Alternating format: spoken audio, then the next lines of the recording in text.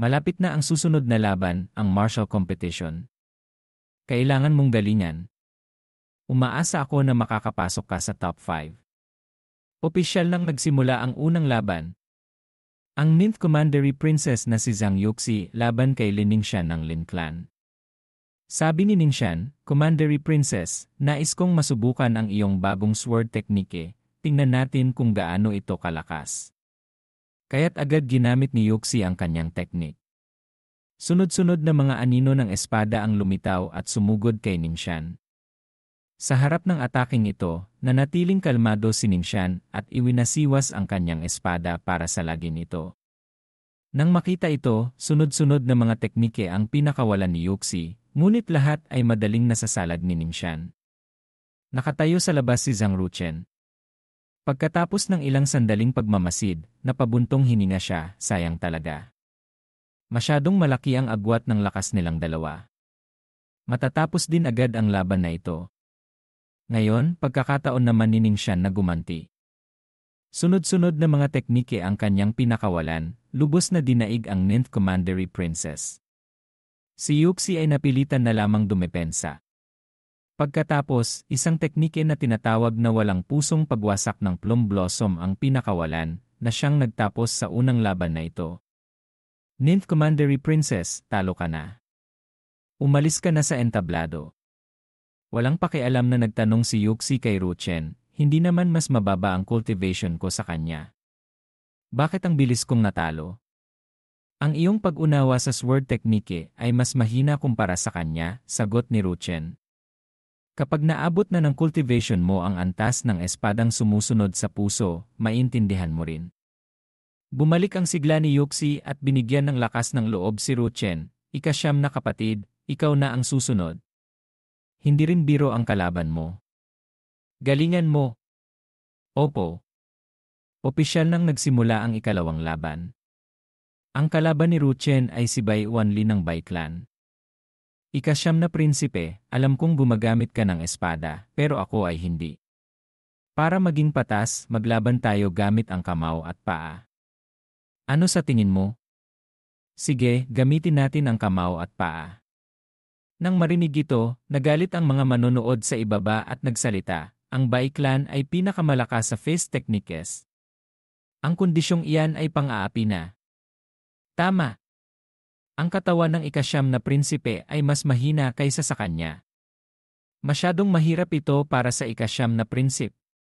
Pagkatapos, ginamit ni Bai Wanli ang kanyang internal energy. Isang pulang-pulang tunay na enerhiya ang bumalot sa kanya, at namula ang kanyang mga mata. Agad niyang ginamit ang kamao ng mabangis na pagpatay papunta kay Ruchen. Nanatiling kalmado si Ruchen. Sumuntok siya bilang sagot. Nagbanggaan ng dalawang kamao, lumikha ng isang pagsabog ng espiritual na kapangyarihan na nagliwanag sa buong martial stage. Pagkatapos ay isang tunog ng pagkabali ang narinig. Labis na sakit ang makikita sa mukha ni Bai Wanli. Napahawak siya sa kanyang braso at napaluhod. Bakit ganyan kalakas ang iyong puwersa? Malinaw na ginamit ko ang lakas ng 9 na toro kasama ang isang mid-rank spirit level martial technique. Ibig sabihin lang niyan, malamig na sagot ni Ruchen, na ang iyong lakas ng 9 na toro ay hindi pa sapat ang lakas. Kasabay nito ay isang napakalakas na aura ang lumabas mula sa ating bida. Masyadong malakas ang aura na ito, hindi ko makayanan, pinagpawisan si Bai Wanli. Napakagaling ng kontrol ng ika-9 na prinsipe sa kanyang lakas. Sa sandaling iyon, ang kanyang kamao ay may kasamang puwersang pumilipit na siyang bumasag sa braso ni Bai Wanli, na manghang komento ni General J. Gankan. Ang Commandery Prince ay tuwang-tuwang tumawa ng malakas, haha. Gusto kong makita kung gaano karaming sorpresa ang maibibigay ni ika-9 na anak. Sumunod ang laban para sa top 4. Unang laban, ika-9 na prinsipe Zhang Ruchen, laban kay Lin Ningxian ng Lin Clan. Ang ika-9 na prinsipe at si Lin Ningxian ay magpinsan.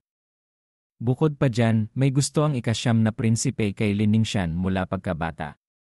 Pero mukhang walang gusto si Lin Ningxian sa mahina at sakiting ika-9 na prinsipe noon, kaya unti-unti siyang lumayo at naging malamig. Magiging interesante ang laban na ito, bulungan ng mga manonood. Nagkataon lang talaga.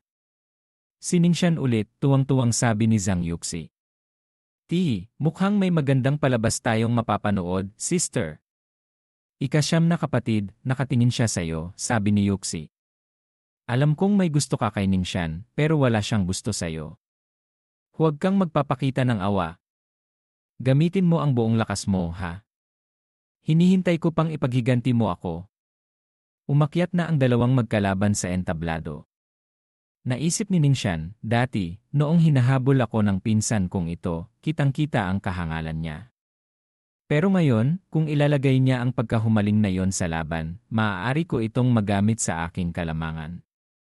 Pinsan, sabi ni Ningxian na may inosenteng mukha, hindi ko akalain na ganyan kabilis ang iyong pag-unlad sa cultivation. Talagang nagulat ako. Kailangan pa ba nating maglaban? Alam mo naman kung gaano kahalaga sa akin ang top 4. Naisip niya, dahil may gusto ka sa akin dati, tiyak na papayag kang umatras. Ngunit hindi mali siya. Seryoso ang mukha ni Ruchen. Ang top 4 ay kasing halaga rin para sa akin. Ganito na lang, lalabanan kita nang hindi gumagamit ng espada. Kung ganoon ka pa kumbaba si pinsan, maraming salamat, Ningxian. Agad na umatake si Ningxian gamit ang kanyang mga teknik. Sunod-sunod ang atake, ngunit nanatiling kalmado si Ruchen, iniiwasan ang bawat isang atake. Labis na nainis si Ningxian dahil hindi niya matamaan si Ruchen. Kaya't ginamit niya ang isa pang teknik. Isang malawak na enerhiya ng espada na may malamig na puwersa ang pinakawalan. Sa pagkakataong ito, tinamaan nito ang balikat ni Ruchen, ngunit napagtanto niyang isa lamang iyong anino. Bakit hindi ko siya matamaan? Mukhang kailangan ko nang gamitin ang huling alas ko. Isang napakalakas na enerhiya ng espada ang mabilis na sumugod kay Ruchen. Nang matanggap ang ataking ito, napaatras si Ruchen at muntik nang mahulog sa entablado. Napagtanto niyang hindi na niya maiiwasan pa ang mga susunod na atake. Pinakawalan niya ang kanyang espiritual na kapangyarihan, itinutok ito sa kanyang dalawang daliri, at itinuro kay Ningxian. Naisip ni Ningxian, gusto mo akong talunin gamit lang ang mga kamay mo. Masyado kang inosente, pinsan. Itinaas din ni Ningxian ang kanyang espada at sumugod. Isang walang sandata, isang may hawak na mamahaling espada. Nagbanggaan sila. Isang malakas na pagsabog ang naganap, tumalsik ang espiritual na kapangyarihan sa buong arena. Napakalakas. Mukhang itinatago lang pala ni Ika-9 na kapatid ang kanyang tunay na lakas. Sabi ni Yuxi. Ang lalaking ito ay laging nakakagulat. Ngayon, si Ruchen, na walang emosyon ang mukha, ay nagsabi, talo ka na, pinsan. Ano? Paanong nangyari yon? Gulat na gulat si Ningxian. Isang palad mula kay Ruchen ang tumagos sa depensa ni Ningxian at tumama diretsyo sa kanyang dibdib na nagpadugo sa kanya at pumunit sa kanyang damit. Binuksan pa lang niya ang kanyang banal na selyo ng pandigma at ganito nakalakas. Baka ang talento ni Ika-9 na anak ay kasintaas na ng kay Ika-7 anak, bulalas ng Commandery Prince. Ang batang ito, hindi talaga marunong maawa sa babae. Pinunit niya ang damit, medyo humahangang sabi ni Yuxi. Sa kabilang banda, kitang-kita ang pagkagulat sa mukha ng pinuno ng Lin Clan.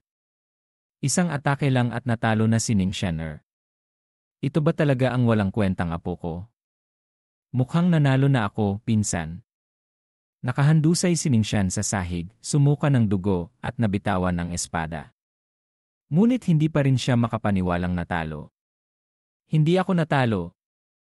Zhang Ruchen, magpatuloy tayo. Masyadong malaki ang agwat ng ating lakas. Hindi na kailangang magpatuloy pa, malamig na tumalikod si Ruchen para umalis. Huwag mo akong maliitin. May alas pa akong hindi nagagamit. Gamit ang natitirang lakas, tumayo siya, pinakawalan ang espiritual na kapangyarihan, at sumugod. Nakita ito ni Yuxi at mabilis na nagbabala, Ika-9 na kapatid, mag-ingat ka. Nawala na siya sa sarili. Anong nangyayari kay Ningxian? Gusto ba niyang patayin ang Ika-9 na prinsipe? Kung mamatay ang Ika-9 na prinsipe sa kamay ni Ningxian, mapapahamak ang Lin Clan. Sigaw ng pinuno ng Lin Clan, Ningxian, tumigil ka. Ngunit huli na ang lahat. Ang killer move na tinatawag na banal na puso na gumagabay sa landas ay pinakawalan, tumama diretsyo kay Ruchen. Akala ng lahat ay katapusan na ni Ruchen, ngunit hindi. Sa isang iglap, nag-teleport si Ruchen sa likuran ni Ningxian. Pagkatapos ay ginamit niya ang lumilipad na dragon sa kalangitan. Isang higanting kamay ang bumagsak kay Ningxian. Nang matanggap ang buong lakas ng atake, bumagsak si Ningxian at nawalan ng malay. Agad na lumapit ang pinuno ng Lin Clan. Ningxian, anak, ayos ka lang ba? Maraming salamat, ika-9 na prinsipe, sa iyong pagpaparaya. Si Ruchen, na may malamig pa ring ekspresyon, ay umalis sa entablado. Iniwan ang mag-amang Lin, naisip ni Ningxian, Zhang Ruchen, ang kahiyang idinulot mo sa akin ngayon, ibabalik ko sa iyo ng double sa hinaharap. Makalipas ang ilang sandali, ang susunod na laban, ika-9 na prinsipe Zhang Ruchen, laban kay Xuikay ng mansyon ng tagapagturo ng estado. Umakyat si Xuikay sa entablado na may mayabang na itsura. Ika-9 na prinsipe, maglaban tayo gamit ang sword techniques. Ano sa tingin mo? Sige, malamig na sagot ni Ruchen. Ika-9 na kapatid, heto ang espada. Inihagis ni Yuxi ang kanyang mamahaling espada kay Ruchen. Hawak ang espada, naisip ni Ruchen, 3 inskripsyon ng elemento ng tubig, 3 inskripsyon ng elemento ng lakas. Sapat na sigurong i-activate ko ang isa sa bawat uri. Nang makitang abala si Ruchen sa pagtingin sa espada at hindi siya pinapansin, nagalit si Xuikay at sumugod. Anong oras na, may gana ka pang humanga sa espada? Masyado mo akong minamaliit. Salagin mo ito. Isang malakas na hiwa ang kanyang pinakawalan. Mabilis na tumalon si Ruchen para umiwas. Ngunit isa lamang itong patibong. Nahuli kita. Kasabay nito ay isang saksak ang tumama diretsyo sa tiyan ni Ruchen. Sa mga manunood, labis ang pag-aalala. Tinamaan ang ika-9 na prinsipe. Magiging ayos lang kaya siya? Sa kabaligtaran, kalmado si Yuxi. Kahit kakaunti pa lang ang karanasan sa laban ni ika-9 na kapatid, tuso siya na parang Zoro. Paanong matatamaan siya ng ganyang kasimpleng atake? Hindi ko alam kung anong binabalak niya. Biglang lumitaw si Ruchen sa likuran, walang kahit isang dalos. Kung hindi pa gagamitin ni Ginoong Xui ang kanyang buong lakas, baka matalo ka na. Pang-aasar ng ating bida. Naisip ni Xuikay, hindi ko akalain na mamaliitin ako ng basurang ito. Isang kahihiyan. Galit na sumugod si Xuikay at sunod-sunod na humiwa. Madaling naiwasan lahat ni Ruchen. Paulit-ulit mong ginagamit ang parehong teknike pero walang nangyayari. Bakit ka pa nagpupumilit, sabi ni Ruchen. Hindi pa tapos? Patuloy siyang sumugod, sunod-sunod na humiwa kahit saan. Ang ginoo ng mansyon ng tagapagturo ng estado ay hanggang dyan lang pala, patuloy na pang-aasar ni Ruchen. Tumigil ka na sa kayabangan mo. Salagin mo ito. Dahil sa pang-aasar kanina pa, galit na si Xuikay. Patuloy siyang sumugod na parang baliw, walang iniisip kundi ang pag-atake kay Ruchen. Makalipas ang ilang sandali, basang-basa na siya ng pawis, nanginginig ang mga kamay at paa, at wala ng lakas. Doon niya lang napagtanto, nahulog ako sa patibong niya. Sinasadya niyang ubusin ang lakas at tunay na enerhiya ko. Ngayon, ako naman. Ginamit ni Ruchen ang banal na puso na sumisira sa plum blossom. Isang 6 na talulot na asul na bulaklak ang lumipad papunta kay Xuikay. Gamit ang natitirang lakas, itinaas niya ang kanyang espada para sumalad. Swish! Isang hiwa ang tumama sa kanyang dibdib, tumalsik ang dugo. Ako talo na ako. Ang pagkapanalong ito ni Ruchen ay nagpagulat sa lahat ng nakasaksi. Hindi ka panipaniwala. Isang martial artist sa mataas na antas ng dilaw na kaharian ay natalo ng isang martial artist sa mababang antas ng dilaw na kaharian. Ang ika-9 na prinsipe na ito ay talagang mahirap basahin. Ngayon lang napagtanto ng mag-amang Ningxian, hindi ko akalain na kaya rin niyang gamitin ang teknik ng espada ng banal na puso. Posible kayang ang misteryosong taong nakita natin sa auction ay siya. Mukhang hindi ganoon kasimple, sabi ng pinuno ng Lin Clan. Huwag kang gagawa ng ingay. Pagka-uwi natin, kailangan kong gumawa ng pangmatagalang plano. Ang ika-9 na prinsipe ay tunay na henyo. Ngunit sa final match, makakalaban niya ang number 1 expert, si Situ Linjiang. Sa kasalukuyang agwat ng kanilang cultivation, imposible siyang manalo, komento ni Mo Hanlin. Sumagot si Tindera Kinya, hindi pa rin natin masasabi. Tinatawag silang henyo dahil kaya nilang gumawa ng himala. Makalipas ang ilang sandali, ang huling laban, ika-9 na prinsipe Zhang Ruchen, laban kay Situ Linjiang ng Situ Clan. Pagkakita pa lang, galit na si Situ Linjiang dahil naagaw ni Ruchen ang top spot sa nakaraang hunting event. Sa hunting event sa Bundok Voom, inagaw mo, ika-9 na prinsipe, ang unang pwesto. Ngayon, kailangan kitang talunin para mabawi ang karangalang dapat ay sa akin. Malamig na sumagot si Ruchen, kung hindi mo gagalingan, mas marami pang karangalan ang mawawala sa'yo. Tama na ang salita. Tignan natin kung hanggang kailan ka magiging mayabang. Ang pulang apoy na sibat na nagliliyab ay humampas. Naisip ni Ruchen, ang bilis ng lalaking ito. Kailangan kong mag-ingat. Mabilis na tumalon si Ruchen para umiwas. Nagtago siya. Lumabas ka. Biglang lumitaw si Ruchen mula sa likuran, iwinasiwas ang espada at sumugod. Nagtago? Ito ay pag-atras para sumulong. Mabilis ding ginamit ni Situ Linjiang ang kanyang sibat para sumalad. Nagbanggaan ng 2 sandata, nagliwanag ang espiritual na kapangyarihan sa buong arena. Nang matanggap ang atake, walang pinsala si Situ Linjiang.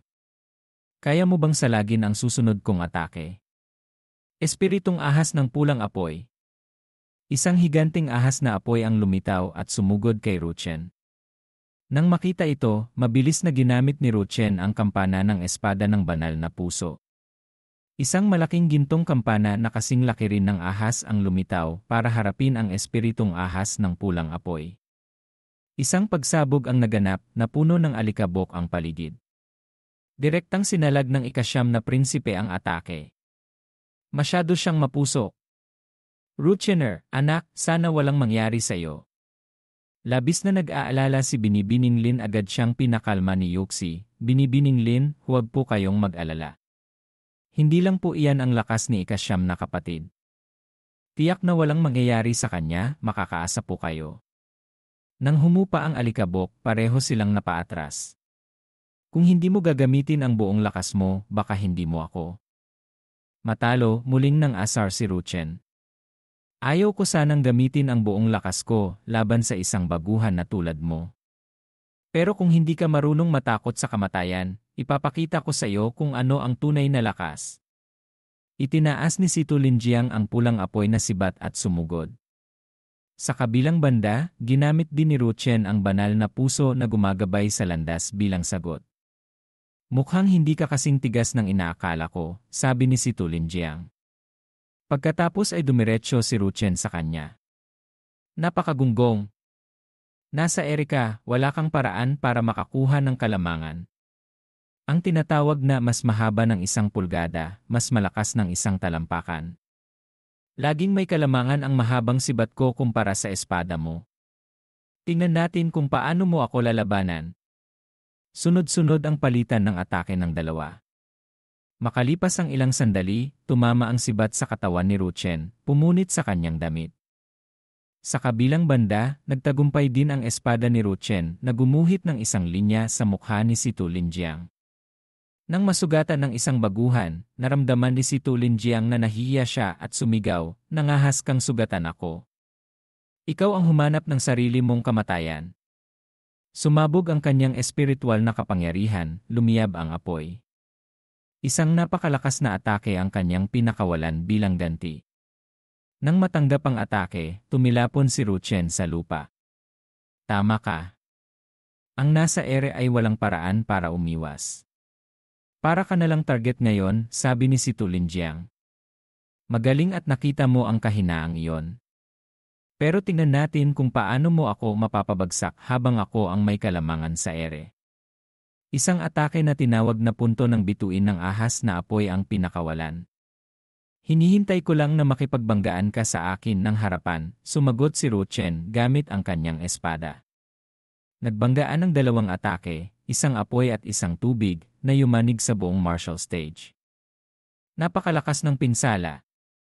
Sana walang mangyari sa ikasyam na prinsip. Sinuman sa dalawang ito ang malubhang masugatan ay nakakaawa, nag-aalalang bulungan ng mga babae sa ibaba. Si Mohanlin ay labis na nagulat at pinagpawisan. Napakalaki ng potensyal ng ikasyam na prinsipe na ito. Sa maikling panahon, umabot na siya sa ganitong antas.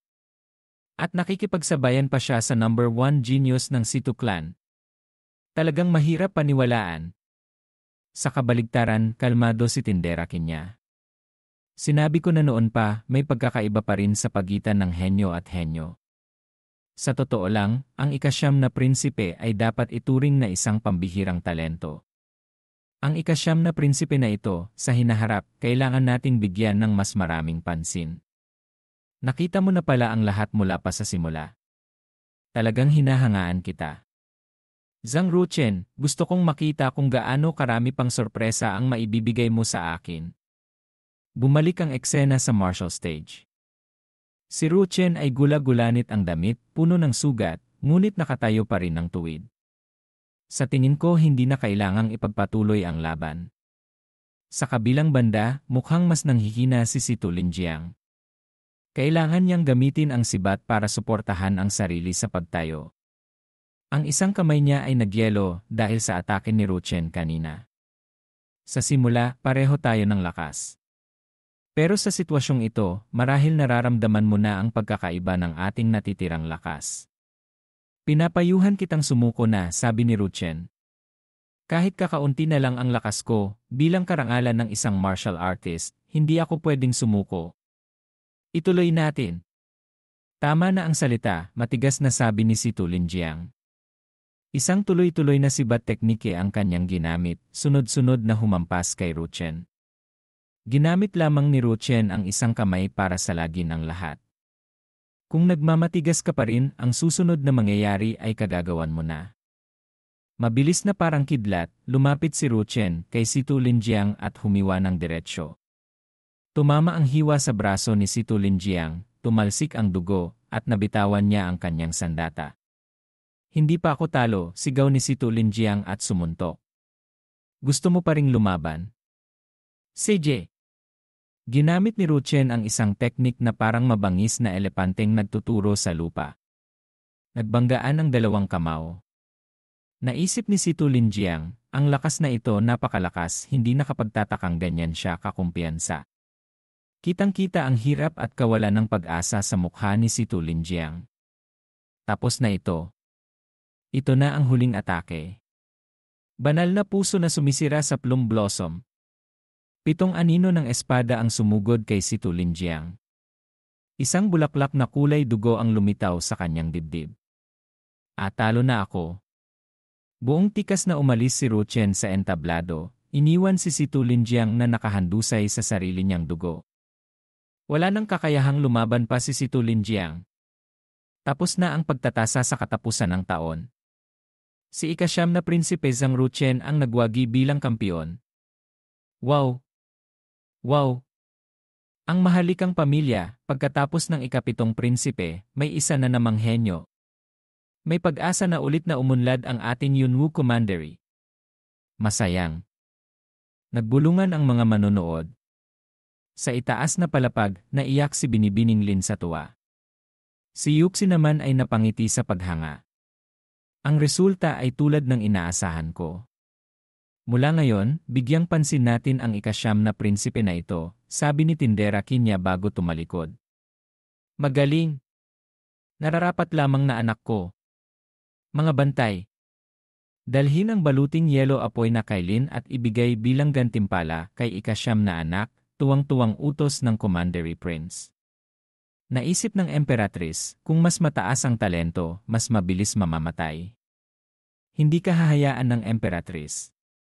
Sa kabilang dako, galit na galit ang Emperatrice at nag-utos kay Han Qingluo kung ano ang dapat gawin, hindi ko na kailangang sabihin pa, hindi ba? Opo, nauunawaan po ng inyong lingkod.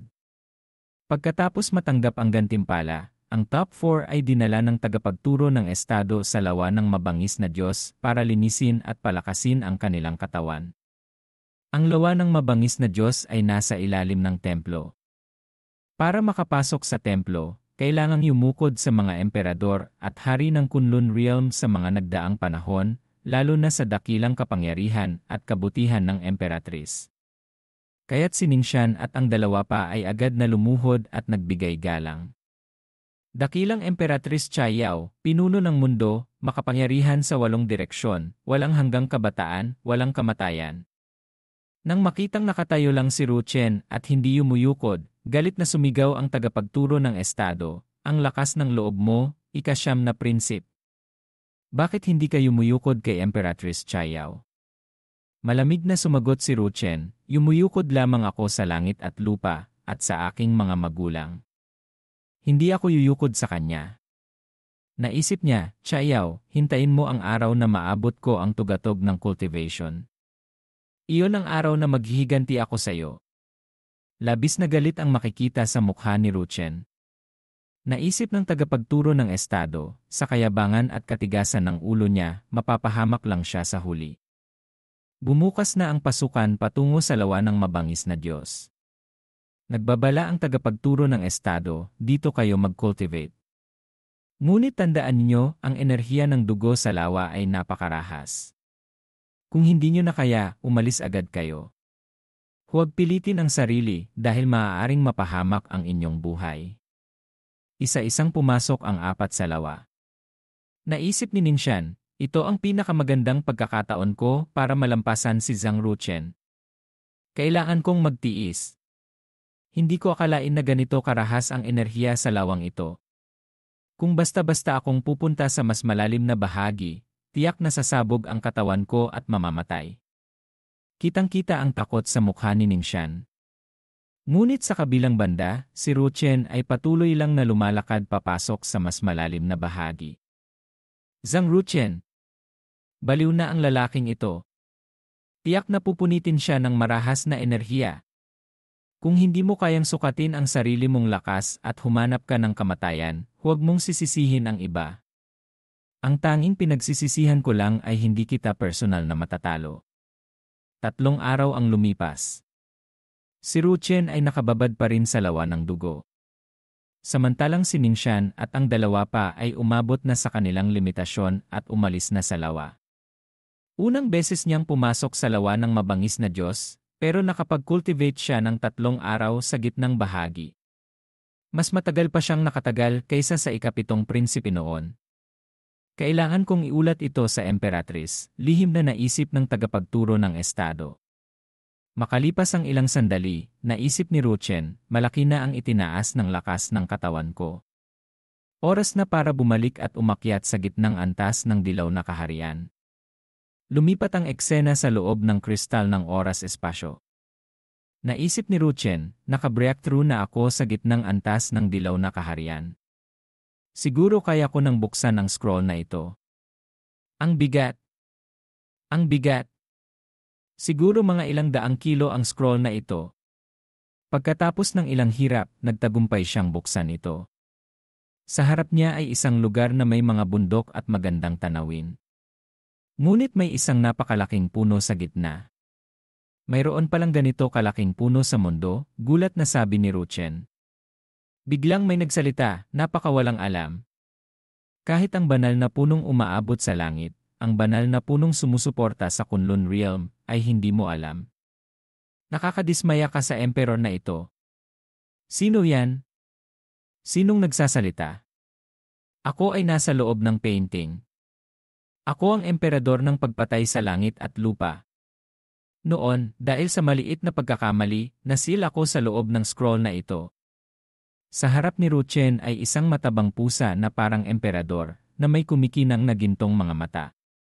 Ngayon, ikaw lang ang makakapagpalaya sa akin.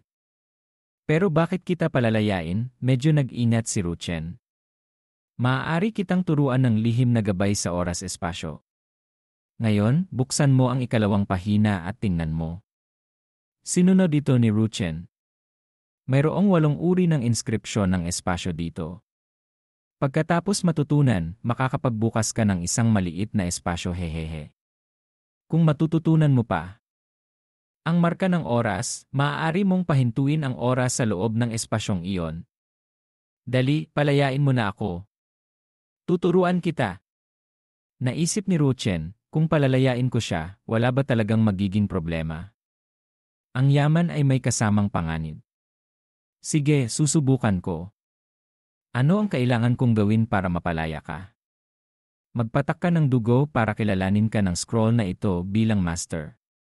Pagkatapos, ilagay mo ang iyong tunay na enerhiya.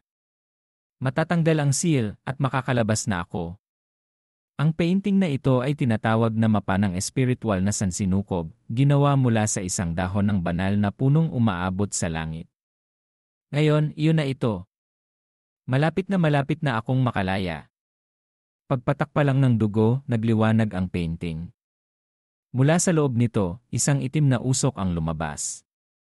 Hahaha! 100,000 taon. Sa wakas, nakalaya na rin ang emperor na ito. Pagkalabas pa lang, nagbago agad ang ugali ng matabang pusa. Mababang uri. Ako ang dakilang emperador ng pagpatay sa langit at lupa. Isang kalmot ko lang, mapapatay na kita. Itinaas niya ang kanyang kuko at sumugod. Agad siyang sinampal ni Ruchen sa mukha na nagpatumba sa pusa. Walang pag-aalinlangan, hinugot ni Ruchen ang kanyang espada. Nang makita ito, mabilis na nagpaliwanag ang pusa. Kanina, sinusubukan ko lang ang cultivation mo. Bakit ko naman papatayin ang nagligtas sa akin? Huwag kang padalos-dalos. Isang hampas ng espada sa ulo, isang hiwa sa tiyan ng pusa. Sa tingin mo ba maniniwala pa ako sa'yo? Patuloy na binugbog ni Ruchen ang pusa. Ngunit napansin niyang kahit ilang beses na tinamaan ng espada, wala itong natamong pinsala. Naisip niya, ang matabang pusang ito ay talagang hindi pangkaraniwan.